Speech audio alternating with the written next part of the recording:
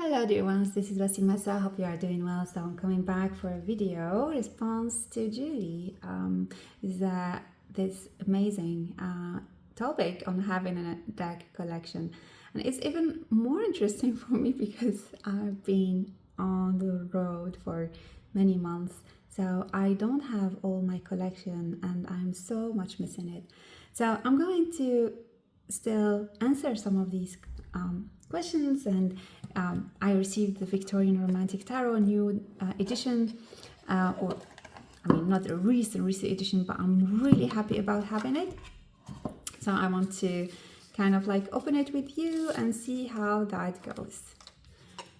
So the first question is about how long have you been collecting decks? Well, I started having decks, but not these decks, more of the gaming decks at it was 15 when my cousin, here we go, when my cousin initiated me to the cartomancy and how to read decks. It was kind of like a big experience because she also initiated me to astrology and many other topics. I'm quite really grateful to her because it's like a new world, when you are 15. I was already interested in all myths, and Greek myths, Roman myths, and so on, Egyptian ones. But opening up to these, as if like it allowed me to have a bridge with the spirit in a way.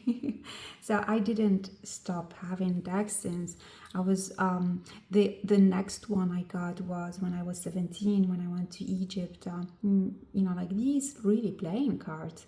And I still have them till now.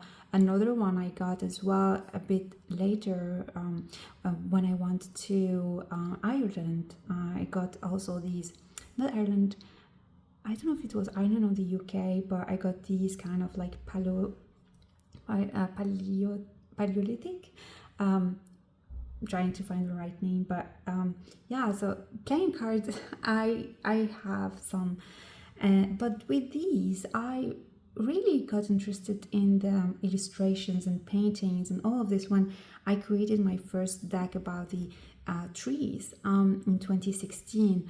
And like the oracle decks spoke to me, and I found they have more richness than the playing cards I had.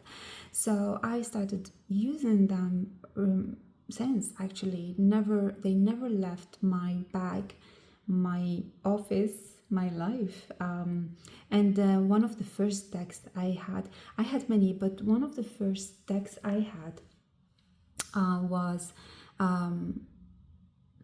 I think it was in 2014, actually.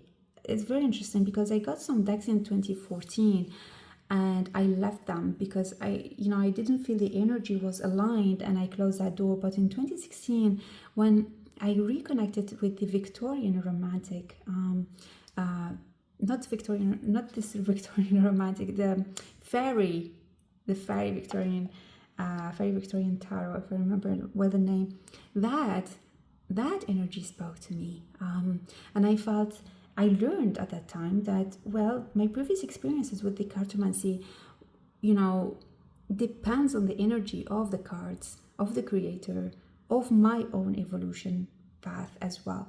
So let's say that my path with collecting tarot decks and oracle decks has been going really for a long time, if I take into account the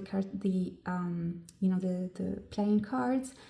But yeah, for these specific ones, I would say just 2016. The next question: what kind of collection do you have? Minimal, utilitarian, aesthetic, or historical? I have a very really diversified collection, I would say, because I have new decks, like the Next World Tarot, or the Many Queens Tarot. I consider it quite modern in its way. And I have ancient looking like ones like this one. I have a tendency to love this style of decks, especially this one. I love it. It's one of my best readers. I have other copies of it, and I couldn't continue traveling without having it again. So I decided to have it, and I got it at a really great price. I am so thankful for the person that sold it to me, knowing that I'm intending to use it and I love these decks. So it's like passion, people feel it. So I have like historical decks, Victorian style ones. I love minimal ones as well, especially when it comes to, I'm gonna share in a bit, to geometry, for example. The third question, are you completionist? Not really.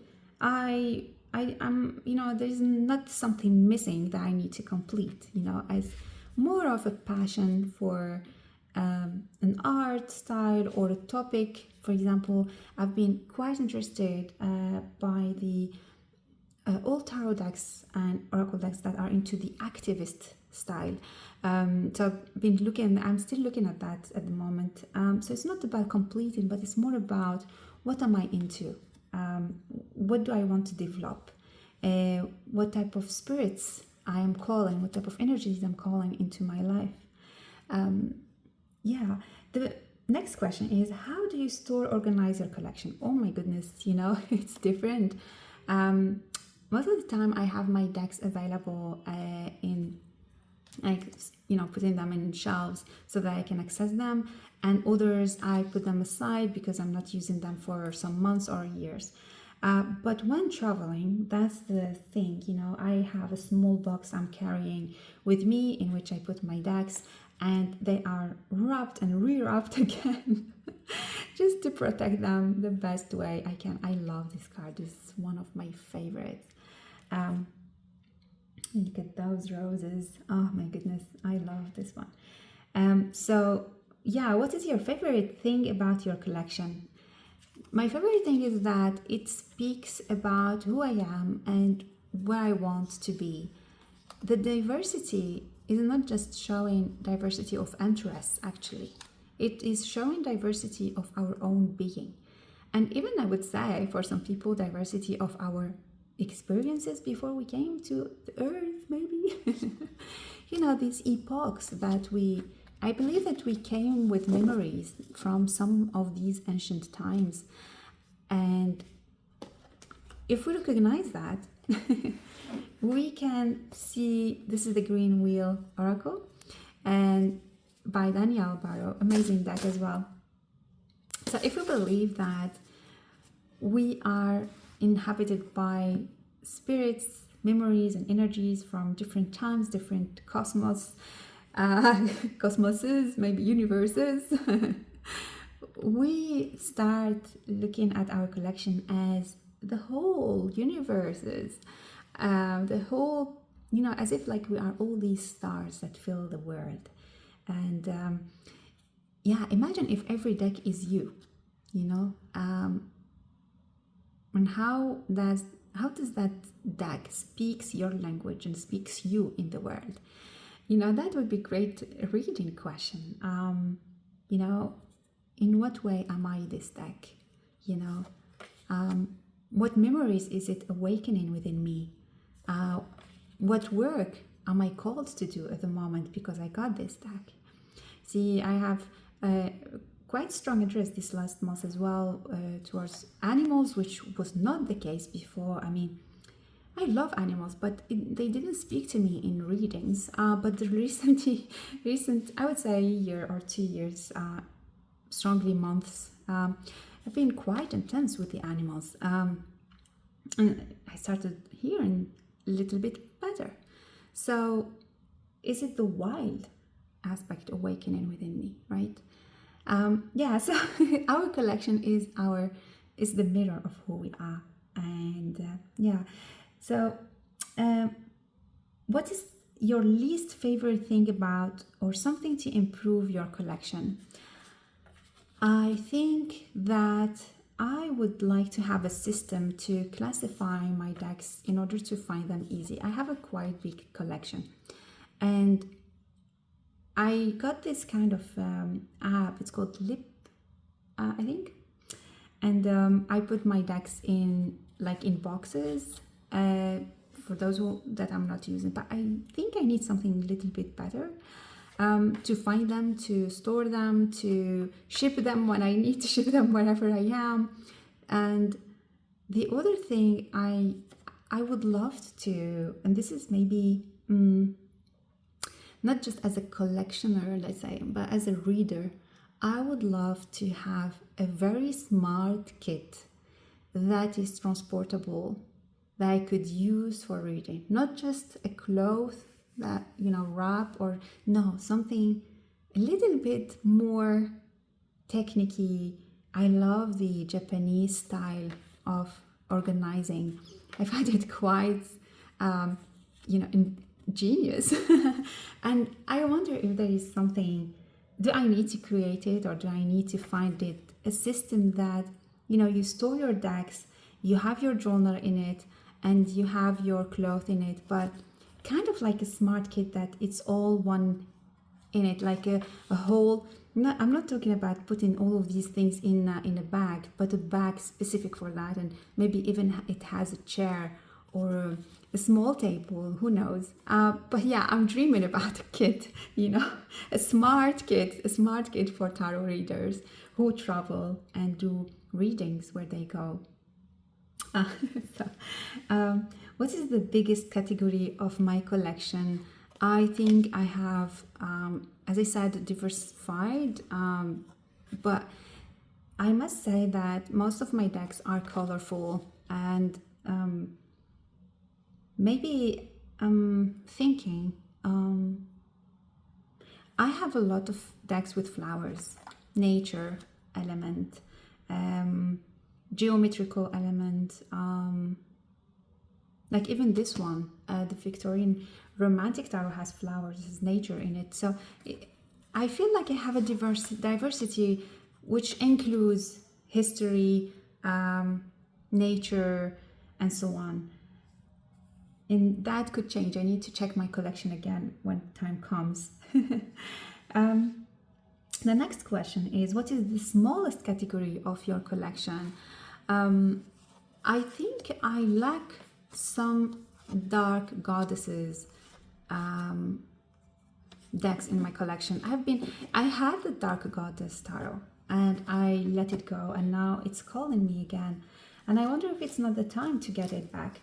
I had also the nameless tarot, and I was close to let it go as well, and then I changed my mind. So there is something about this kind of dark aspect or dark goddess that maybe I can explore a little bit more when time comes as well. I'm sharing with you my new oracle deck about flowers, stories of flowers. I'm publishing, by the way, an article and a channeling of a flower per week if you want to follow my subtrack articles. But let's see the next question. Do you have a whole grail in your collection? Oh my goodness, that could be so many things, isn't it? Holy Grail could be a deck that is out of print. It could be a deck that you really love and completes you. It could be a deck that is a gift from someone. I think I have a lot of Holy Grails, let's say. Many of them. I would talk about the wisdom, the Witch's Wisdom Tarot, which I got a second copy because I was traveling as well. And that one is, for me, a holy grail because it goes beyond the tarot, the system of the tarot. It is very spiritual, very wise, very elderly in its energy. And we could stay together for many, many hours just communicating and contemplating a topic. That would be the holy grail for me.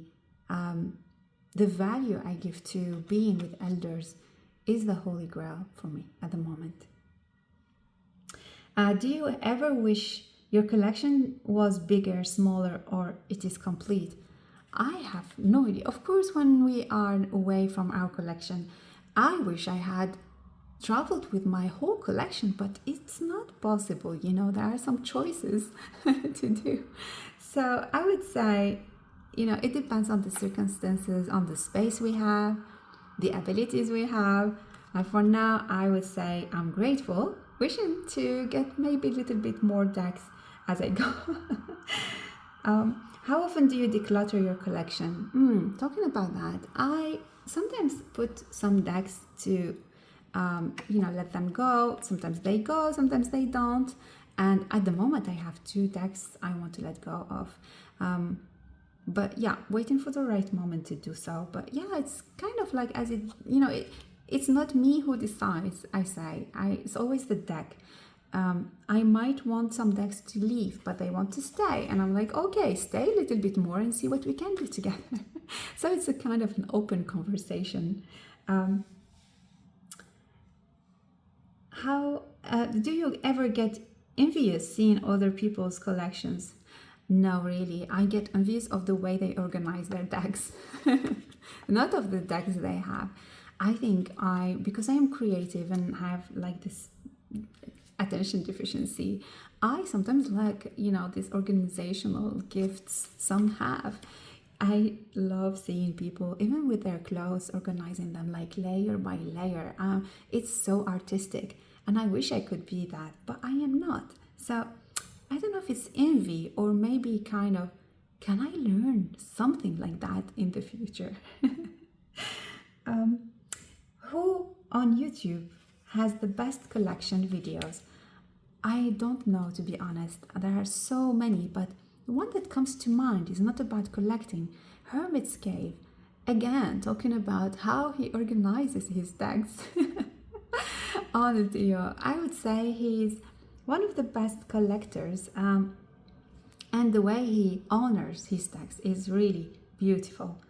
And the last question, what are some advices that you could give to future new deck collector? Oh, all I said, be patient with your collection.